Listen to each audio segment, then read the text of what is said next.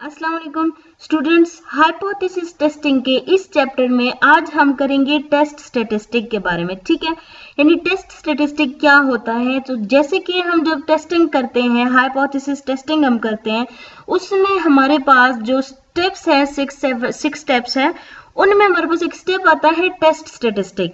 अब वो test statistics है क्या, तो वो आज हम इस वीडियो में डिफाइन करेंगे। ठीक है, यानी a sample statistic which provides a basis for testing a null hypothesis is called a test statistic.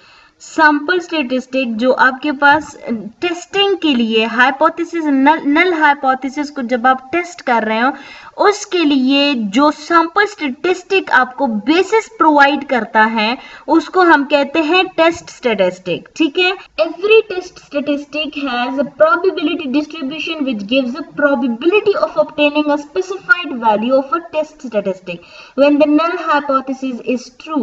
अच्छा, आपके पास जो टेस्ट स्टेटिस्टिक है ना, ये आपके पास प्रूफ के साथ आपको वो बताती है कि आपका जो हाइपोथेसिस है वो करेक्ट है। ठीक है, ये इस तरह से नहीं है, बल्कि वो आपको एविडेंस जो है वो आपके हाइपोथेसिस के अगेंस्ट वो आपको एविडेंस प्रोवाइड करती है। ठीक है, on the basis of evidence पर आप जो है तो कंक्लूजन ड्रॉ करते हो। ठीक है, हमारे पास डिफरेंट टेस्ट स्टेटिस्टिक है। मोस्ट कॉमनली जो हम यूज करते हैं टेस्ट स्टेटिस्टिक, उसमें हमारे पास है normal, T, chi square, F. ठीक है, बीएससी पार्ट 2 में ये तमाम आप करोगे।